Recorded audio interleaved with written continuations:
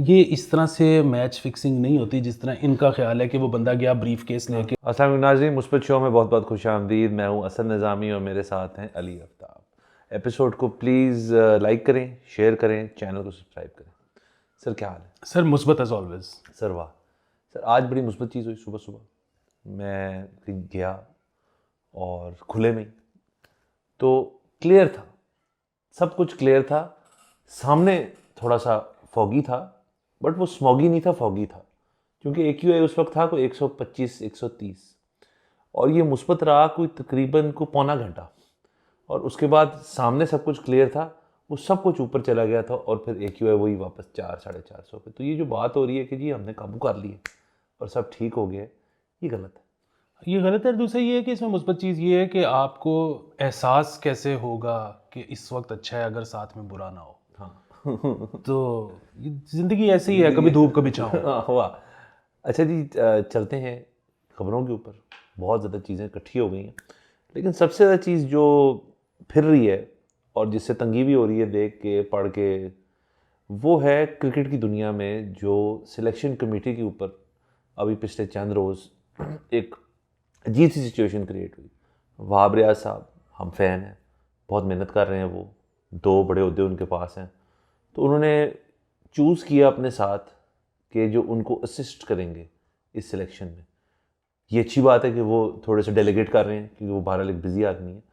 तो उन्होंने सलमान बट साहब को नामजद कर दिया कि वो हमारे साथ इसमें होंगे। उसके कुछ ही देर बाद ये उन्होंने वापस ले दी कि जी मैंने ही लगाया था और मैं ही वापस ले रहा हूँ सलमान बट का नाम। उसके इर्द गिर्द फिर ये भी बात पता चली कि जो हमारे केयरटेकर प्राइम मिनिस्टर साहब हैं काकड़ साहब, उन्होंने भी इस चीज़ का नोटिस लिया। अब वो भी बिजी हैं, लेकिन देखें वो हर चीज़ की बारीकी में जाके ना उसको देख रहे। तो उन्होंने कहा कि आप इस तरह जो लोग ज़रा मुतनाज़ हैं उनसे आप परहेज़ करें, कोई आप ऐसा शख्स रखें जो टेंटेड ना हो। तो ये सारी बात है और आप मेरे ख्याल में भरे पड़े। मैं भरा पड़ा हूँ। अवाम ने भी इसका क्रेडिट लिया कि हमारी वजह से ये अच्छा, डिसीजन वापस लिया गया। वहाब ने भी क्रेडिट लिया कि मैंने खुद ही वापस ले लिया। और वो जो आपने कहा वो बिजी होती है, ज़ाहिर उन्होंने छप्पड़ में गाड़ी भी चलानी होती है। और प्राइम मिनिस्टर ज़्यादा बिजी कौन होगा, मतलब माइल्स पूरे कर रहे हैं जैसे आप पूरे कहते कर हैं। रहे हैं वो। लेकिन ये मेरे ख्याल में उन्होंने वो जब थोड़े कभी कभार पाकिस्तान विजिट करते हैं तो ये उस दौरानिए में कहा उन्होंने। बिल्कुल। लेकिन मेरे ख्याल में ना ये बहुत ही अनफॉर्चुनेट मामला हुआ है। उसकी वजह ये है कि सबसे पहली चीज़ जो अब हमें समझ आ जानी चाहिए इस पूरे मुल्क को, और ये जो हमने इतने तजर्बे किए हैं ज़िंदगी में, जिनमें से कुछ तो पिछले ही कुछ सालों में थे। हाँ जी। तो एक चीज़ बहुत वाज़ेह ये है कि काबिलियत का मुतबादल ईमानदारी नहीं है। ठीक है। यहाँ पर तो इतनी खुशी होनी चाहिए आपको जब भी किसी ऐसे शख्स को बोर्ड में लगाया जाए जिसका कोई स्पॉट फिक्सिंग से, मैच फिक्सिंग से ताल्लुक रहा हो। अच्छा अच्छा। उसकी वजह ये है कि भाईजान ये कोई आसान काम थोड़ी है। आपने अगर स्पॉट फिक्स करना है या मैच फिक्स करना है तो आप एट विल, आप में टैलेंट होना चाहिए कि आप छक्का मार सको, चौका मार सको, सिंगल ले सको और नो ये बॉल करा सको, वाइड हाँ, करा सको। बिल्कुल। ये जो हमारे प्लेयर्स ज़्यादातर हैं जो ख़ास तौर पे ईमानदारी करते हैं, वो तो अपनी विल पे आउट नहीं हो सकते। उसके लिए भी टैलेंट चाहिए। ये हमारे जो, आपको याद होगा जब इन्होंने वापस आना था टीम में, आसिफ की भी बात चल रही थी और आमिर ने आना था और इवेंचुअली वो आया भी, तो सबसे ज़्यादा जो शोर मचा वो हफीज़ साहब ने मचाया था कि जी ये नहीं आएंगे। तो हफीज़ साहब को, आपको पता है ना कि आज तक किसी मैच फिक्सर ने, स्पॉट फिक्सर ने अप्रोच ही नहीं किया। वाह। और बात ये नहीं है कि वो बहुत ईमानदार हैं, क्योंकि मतलब होंगे ईमानदार। किसी को अप्रोच करने से पहले कैसे पता कि वो ईमानदार है? अच्छा, मैं कैसे ये दावे से कह रहा हूँ कि कभी नहीं अप्रोच किया, क्योंकि मैंडेटरी है कि कभी भी किसी भी स्पोर्ट्समैन को, क्रिकेटर को अगर कोई अप्रोच इस तरह से करता है तो उसने रिपोर्ट करना है PCB को। तो हफीज़ साहब, मुझे तो नहीं याद कभी उन्होंने नहीं किया कभी। हाँ, मतलब अकमल ब्रदर्स तक को अप्रोच हुआ है, उनको किसी ने अप्रोच ही नहीं किया। ठीक है। तो ये बात ये है कि इसके लिए स्किल चाहिए और हमें स्किल की जरूरत है। ईमानदारी फेर वेखांगे किते, वही नकल के लिए भी अकल चाहिए होती है। बिल्कुल। ये है एक चीज़। नंबर 2 चीज़ ये है कि अगर आपने ये फैसला कर लिया है कि जिस बंदे ने कभी एक दफ़ा कोई गलती कर दी थी उसको आपने कभी ज़िंदगी में रिहेबिलिटेट ही नहीं होने देना, मतलब आप क्लियरली ये कह रहे हो कि भाईजान अब आपको हम 1 नंबर काम तो कोई नहीं करने देंगे ज़िंदगी में, 2 नंबर ही फिर करनी है तो जाके कर लो। अच्छा, और ये देखें ना कि ये तो अजीब सा एक गलत बात है कि आप कुछ शोबों में, जैसे सियासत होगी, अब सियासत में को बंदा अगर जेल चला गया, वो एक अलग बहस है कि जी किस वजह से जेल गए। लोगों ने 10-10 साल, 5-5 साल, 8-8 साल, 3-3 साल जेल काटी, उसके बाद वापस वो रीएडजस्ट हो गए अपनी अपनी जोन में। उनको उनके जालों ने भी एक्सेप्ट कर लिया, उनके दीगर पार्टी मेम्बरान ने भी एक्सेप्ट कर लिया, और फिर वो अपने काम वापस शुरू कर देते हैं। वो भी मैं फिर से कहूँगा वो एक अलग बहस है कि उनका काम कैसा है, उनकी बाकी चीज़ें। अगर तो बात ये हो रही है कि भाई आपने गलती की, आप रिहेबिलिटेट हुए, आप उसके बाद आपने टाइम सर्व किया, उसके बाद अब आप क्लीन स्लेट के साथ आ रहे हैं। और प्लस इसके अंदर भी फिर मुनाफकत ये है कि अगर तो भट्ट साहब नापसंद है, आमिर की टीम में आया, आमिर ने उसके बाद फिर अब तो देखिए उनको, मेरे ख्याल में मैं कोई इंटरव्यू सुन रहा था जिसने कहा था आमिर थोड़ी मेहनत करे तो वो फिर से टीम में आ सकता है। वो कहता मैं नहीं आना, मैं ठीक हूँ, बाहर मैं लीग शीग खेलूंगा, मैं हैप्पी। मेरे ख्याल में जब वो वापस गए और इसी दौर में जब ये हफीज़ जो था वो कह रहे थे कि जी ना आए ये, तो कितना को टफ टाइम दिया होगा आप सोचिए। तो ऑन फील्ड के अलावा ऑफ फील्ड जो लॉकर रूम है वहाँ क्या क्या हुआ होगा। बिल्कुल, और देखें आप नया इलेक्शन एक्ट पढ़ें, उसमें 63 के मुताबिक अगर आपने कोई गलत काम किया है और उसके बाद आपको उस पर सज़ा हो गई है, कन्विक्शन हो गई है, सज़ा आपने काटी है पूरी, और उस सज़ा को काटने के बाद 5 इयर्स गुजर गए हैं, तो you're eligible to contest elections. ये जो सलमान भट्ट साहब हैं, ये इलेक्शन लड़के, इनको 5 साल से ज़्यादा हो गए हैं सज़ा को ख़त्म हुए हुए को, ये इलेक्शन लड़के आपके प्राइम मिनिस्टर बन सकते हैं, और उसके बाद तमाम इदारों को इनको सलूट करना पड़ेगा। आप कह रहे हो पीसीबी का सिलेक्टर नहीं बन सकता, भाई ये कौन सी और ना ये भी नहीं कि जी उनको सिलेक्टर बना दिया, असिस्टेंट टू द सिलेक्टर का शायद था, या adviser to the selector, adviser to the selector.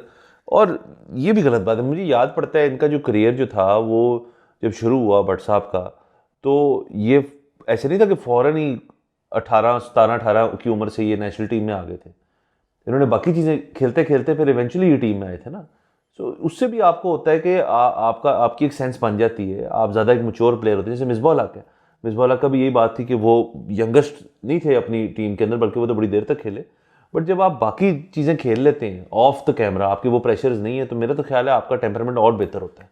देखिए इसके अलावा ये पूरी दुनिया में इतनी चीज़ें हो सकी हैं, मतलब ऑस्ट्रेलियन 3 बंदे मेरे ख्याल में, जिनमें स्मिथ भी शामिल था, स्मिथ, वार्नर, उन पे पाबंदी लगी, वो पाबंदियां उन्होंने पूरी की, वो उसके बाद वापस टीम में और बहुत अच्छा परफॉर्म कर रहे हैं, बहुत अच्छा परफॉर्म किया। ये यहीं पे कोई मसला है। अच्छा, जब आप इनको कहते हो ना कि जी आपको क्या मसला है, वो कहते हैं जी कि वो तो मैच जीतने की कोशिश कर रहे थे। अच्छा, ये जो है ये मैच सुटने की कोशिश कर। अच्छा, ये बात भी गलत है। ये तो एक इतनी हार्मलेस चीज़ कर रहे थे, ये मैच फिक्सिंग तो थी ही नहीं, ठीक है, ये तो था स्पॉट फिक्सिंग, ठीक है, नो बॉल कराने। अच्छा, एक और मज़े की बात वो ये है, इनको ना पता पुता है कुछ नहीं है, हमें यवनियाँ मारते रहते हैं कि ये जो था कि जी पहली चीज़ ये स्पॉट फिक्सिंग भी नहीं थी। आपको पता है ये स्पॉट फिक्सिंग नहीं थी, इन्होंने नो बॉल करानी थी ना। अच्छा, मुझे बताएं कि कौन सी बुक है जो ये फैंसी देती हो कि जी ओवर की फलानी और फलानी बॉल नो बॉल होगी? कोई भी नहीं, मुझे तो नहीं पता। अच्छा, इसका मतलब क्या है कि ये जो इन्होंने जिस चीज़ के पैसे पकड़े थे उससे आगे पैसे तो बनने ही नहीं थे। ये पता है क्या होता क्या है? ये होता ये है कि इस तरह की स्पॉट फिक्सिंग मीनिंगलेस होती है, और ये शायद आई डोंट नो, लेकिन ये शायद प्लेयर्स भी यही समझ के कि यार इतनी मीनिंगलेस सी चीज़ है।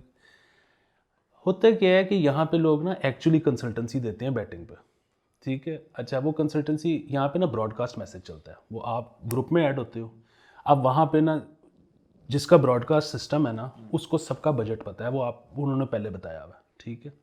अच्छा, वो क्या करता है कि वो कहता है जी कि आपको पूरा मैच मैं खिलाऊंगा, कि किस वक्त आपने अपने बजट का कितना % किधर बैट करना है, किधर ले ओवर करना है, और उसका जो बनता है ना पूरे दिन का एवरेज, वो कहता है कि जी मैं आपको ना महीने में अप रखा करूँगा। अच्छा, इन लोगों को ना क्लाइंट घेरने के लिए इस तरह की चीज़ चाहिए होती है कि जी हमारे तो अंदर बड़े कनेक्शन है, अब ये देखें फलानी बॉल नो बॉल हो जाएगी। अच्छा, वो लोगों को लगता है कि यार ये तो इसको तो पता है। ये वो क्लाइंट घेरने की कोशिश होती है। मैच फिक्सिंग इस तरह नहीं होती। ये मैच फिक्सिंग का इससे कोई ताल्लुक नहीं है। छोटी बेट्स है ना जो लोग लगाते हैं सर ये इस पे बेट होती ही नहीं है। अच्छा। ये नो बेट, ये सिर्फ क्लाइंट घेरने के लिए है, अच्छा, कंसल्टेंट के लिए कि जी मैच फिक्स होते हैं और मुझे पता है और मैं आपको जितवा दिया करूंगा, आप मुझे वो करें। हाँ, मुझे ये बताएं, उसमें ना इनका कट होता है कि बेसिकली पैसे आपके या कंसल्टेंट मैं हूँ, ठीक है, 30% प्रॉफिट मेरा है आपके सारे पैसों पे। सो ये वो चक्कर है घेरने का। अच्छा मुझे ये बताएं, चलें अब हम इस चीज़ को छेड़ ही दिया है और आप एक बहुत एक्सपर्ट साबित हो रहे हैं इसके ऊपर। मैं बताता चलूँ कि आप एक्सपर्ट नहीं हैं इस चीज़ में। अच्छा तो लेट से कोई जैसे ये वेबसाइट्स होती हैं, ये बेट फेयर वगैरह वगैरह, जहाँ पे आप जाके हर चीज़ खेल सकते हैं। आप, मुझे तो ये भी नहीं पता था कि आप दो मुख्तलिफ स्पोर्ट्स को ज्वाइन करके बैटिंग करते हैं, जिसको पार्ले कहते हैं। आप हॉकी पे भी लगा सकते हैं, गोल्फ पे भी लगा सकते हैं, साथ ही क्रिकेट पे लगा सकते हैं, वो तीनों की एक बेट चल रही है फारत। वहाँ कोई ऐसी जगह नहीं है जहाँ पे आप ये कहें घोड़ों से शुरू हुआ था ना, क्योंकि आप करते क्या हो कि अगर दिन की 30 रेसें हैं तो आपने 30 की 30 पहले ही प्रेडिक्ट कर दी। वो उस तरह से वो आप पे वहाँ कोई ऑप्शन नहीं है, कोई ड्रॉप डाउन बॉक्स नहीं है कि जिसपे आप क्लिक करें यार कि जी ऑस्ट्रेलिया और पाकिस्तान के मैच के छठे ओवर में हारिस जो है वो अपनी चौथी बॉल जो है नो बॉल कराएगा, ऐसी बैट नहीं लगा सकते। फिर तय कुछ भी नहीं सी। एग्जैक्टली। सो फैंसियां होती हैं कि डिसमिसल कैसे होगा, ठीक है, अनलेस आप आपस में कोई लोकली आप इस चीज़ की बैटिंग कर लें तो वो नहीं है ना, वो तो मतलब डजंट काउंट। अच्छा चले, वो तो चले बैटिंग का मुद्दे पे आते हैं। अब भट्ट साहब जो हैं उनको अब निकाल दिया गया, अब वो नहीं ये उदा रखेंगे। देखिए मैं आपको एक और बात, वो तो निकाल दिए, वो नहीं रखेंगे। मैं आपको एक और बात बताऊं कि एक तो ये कि इन लोगों को ना अंदाजा ही नहीं है कि मैच फिक्सिंग क्यों होती है।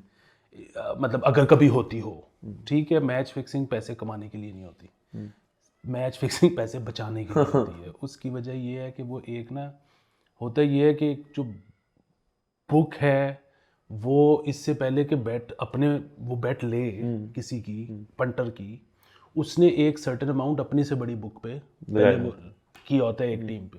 अब होता ये है कि इसीलिए हर बुक का एक अपना पेंसिलर होता है, वो उसको सेटल कर रहा होता है, इसी वजह से वो न्यूट्रलाइज कर रहा होता है अपनी बैट को।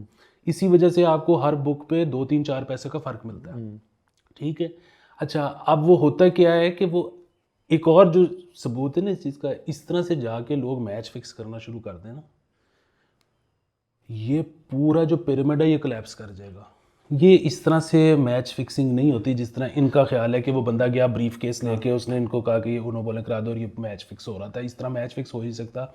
मैं आपको एक और बताऊँ, आपके ख्याल में इससे पहले मेरा एक छोटा सा सवाल, मासूमाना सवाल, ये जो अकमल ब्रदर्स हैं, कामरान अकमल, उमर अकमल और तीसरे भी हैं अदनान, अदान, आप बचपन में उनके साथ क्रिकेट खेलते थे? मैंने खेला हूँ। अच्छा अब मुझे समझ आई कि आपकी जो सारी जो टर्म्स है ये जो नहीं, मैं बेसिकली उमर के साथ 2-3-4 मैच खेला हूँ टोटल।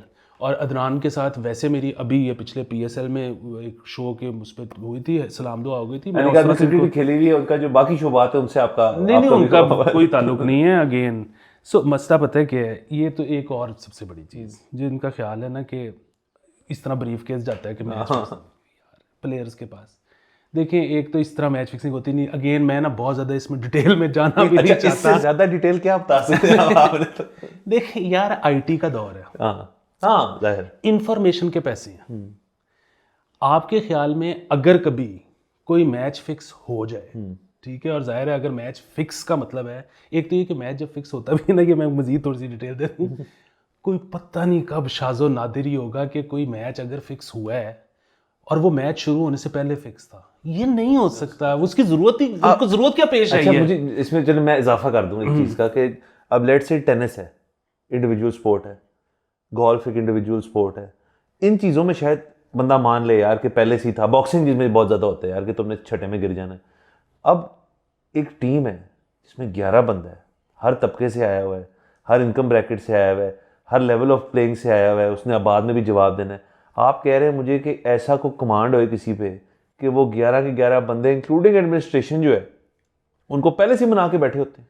असल में ना एक जो इसमें बुनियादी बात है ना, वो ये नहीं है कि एक को मिलाना मुश्किल है या आसान है और 25 को मिलाना मुश्किल आसान है, वो प्रॉब्लम नहीं है।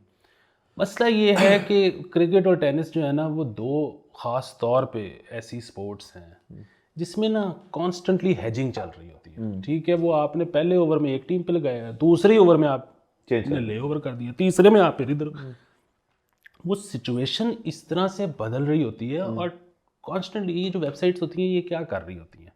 सो अभी एक रेट आया है, एक डिसमिसल के बाद या एक चौके के बाद या कुछ भी आया, आपने उस पर एक बड़ी सी अमाउंट प्लेस कर दी है या छोटी सी कर दी है, जैसी भी है, अब वो सिस्टम कॉन्स्टेंटली ढूंढ रहा है दूसरी साइड वाला बंदा कि जो उस पर लगाए ताकि वो न्यूट्रलाइज हो। वरना जितनी न्यूट्रलाइज नहीं हो रही ना वो उनको पड़ रही है। ठीक है, तो मसला ये है कि जहाँ इतनी हेजिंग हो रही हो ना, वहाँ से पहले से फैसला करके बैठने का मतलब ये है कि आप तो खुद बेड़ा कर करवा सकते हो अपना, हालांकि आपने किया हुआ था वो फिक्स, और फिर भी बजाय कि कुछ कमाने के आप तो हार के बैठ गए। ये एक इतना कॉम्प्लेक्स चीज़ है।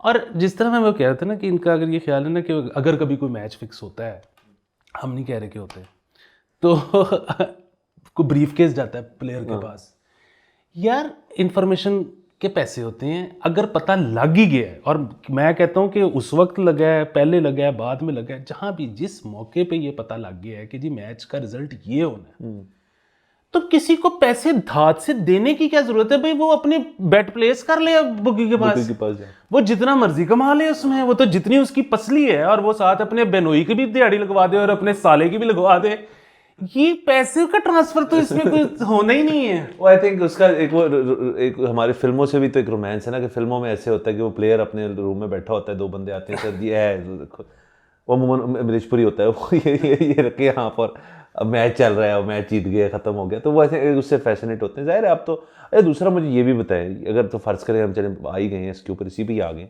मैच फिक्सिंग अगर होती भी है, फ़र्ज़ करें ये, और ये जिस ज़माने में ये हुआ था, कौन सा साल था जो ये बात टामिर और आसिफ पकड़े गए थे? 2009? नहीं, आगे की बात है, मेरे ख्याल में 10-12 की बात है।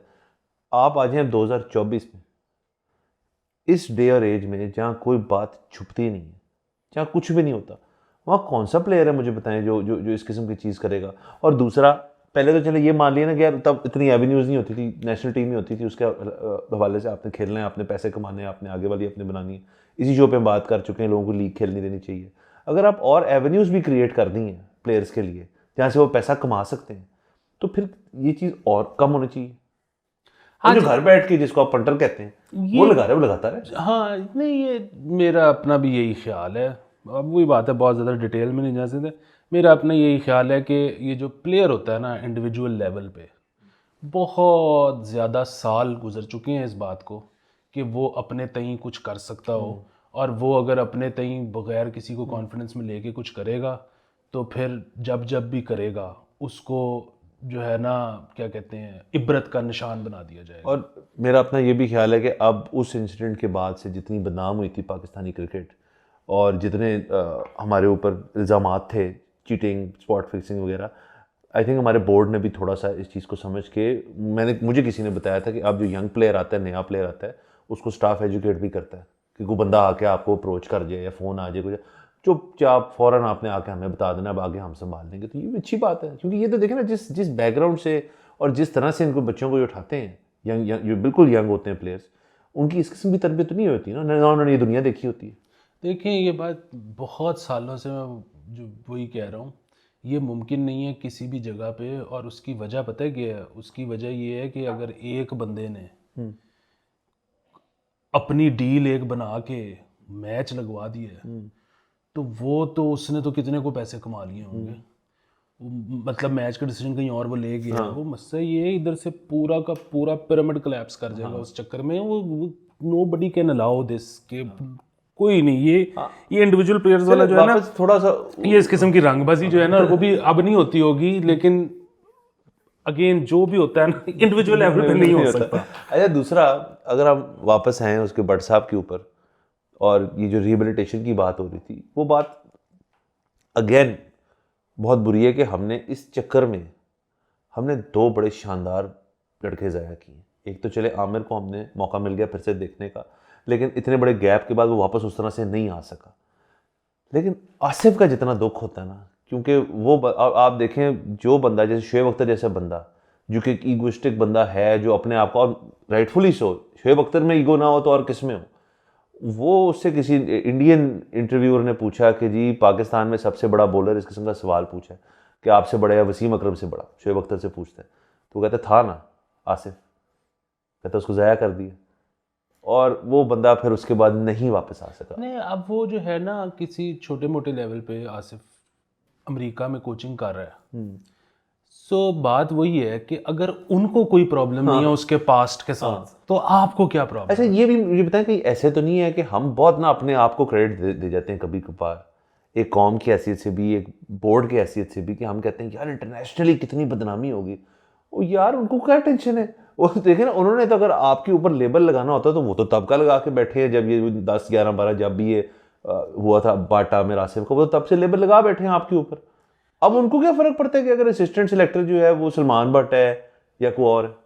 क्या लेबल लगना है? पाकिस्तान इससे ज्यादा क्या बदनाम हो सकता है? मतलब इसकी क्रिकेट की वजह से तो कभी बदनाम हुआ भी नहीं होगा, मतलब पाकिस्तान के और बड़े मसाइल हैं, मतलब ये किन चक्रों में पड़े हुए हैं? कंट्रोवर्सी में हम क्रिकेट की वजह से लिपटे रहते हैं। वो इंजमाम वाला भी हुआ था जब हम वॉक ऑफ कर गए थे, वो अंपायर वाला, बड़ी बड़ी चीज़ें हुई हैं, बहुत सारी चीज़ें हुई हैं, लेकिन इसका ये मतलब तो नहीं है ना कि आप, दौर चेंज हो चुका है। और ऑस्ट्रेलियन को देखें, जो सबसे बड़ी टीम है क्रिकेट में, वो 12 लब ऑस्ट्रेलिया हर लिहाज से सबसे बड़ी टीम है। आपने ये भी कहा कि 2 लोग ग्राउंड में चीटिंग करते हुए पकड़े गए, उनको उन्होंने कहा यार इतने इतने का बैन है, वो रोए आके प्रेस कॉन्फ्रेंसों में, उनको इतना दुख था इस चीज़ का, हमारे साइड से रोए भी नहीं कोई, लेकिन वो आए वापस खेले और मनवाए अपने आप को। हाँ, मतलब बस ठीक है, सजा काट ली ना, खत्म हो गई कहानी। अच्छा, मुझे सबसे ज्यादा वट तो उन पे चढ़ता है जो कहते हैं कि भट्ट आसिफ और आमिर को माफ नहीं कर सकते, लेकिन मियां नवाज शरीफ चौथी दफा प्राइम मिनिस्टर बन जाए।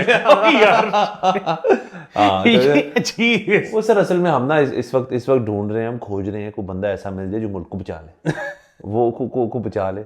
वो सलमान भट्ट भी नहीं हो सकता, वो मियां साहब भी नहीं हो सकते, वो पता नहीं कहाँ से आना है बंदा। सिर्फ ले दे कि मैं और आप ही बचते हैं। यही है। अरे सर टाइम तो खैर ज़्यादा ही हमने बात कर ली इस पे, आप तो रुक ही नहीं रहे थे, लेकिन इजाज़त लेने से पहले इसका कोई मुस्बत पहलू तो निकाला जाए।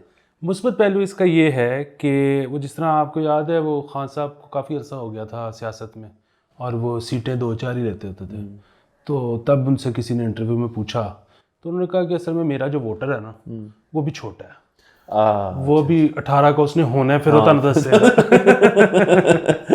सो मेरे ख्याल में मुस्बत पहलू यही है कि आज हमने ईंट रख दी, और हम वैसे खैर 3-4 साल से रख रखी जा रही है। हाँ, तो वो अभी नींवें बननी शुरू हो गई हैं। ये जब बाबे 90s के लेजेंड्स और ये जो बाकी डायनासोर्स हैं, ये जैसे जैसे इनकी स्पेंडिंग पावर ख़त्म होती जाएगी और ये मंजर आम पे से हटते चले जाएंगे, और जो नई पौध निकलेगी तो वो इसी नतीजे पे पहुंचेगी कि काबिलियत ओवर ईमानदारी एनी डे। वाह वाह, यानी कि चुनाई होना शुरू हो गई है, आहिस्ता आहिस्ता खत्म हो जी। क्या बात है नाज़रीन, इसी पॉइंट पे हमें इजाज़त दें, अगले एपिसोड में फिर मुलाकात होगी।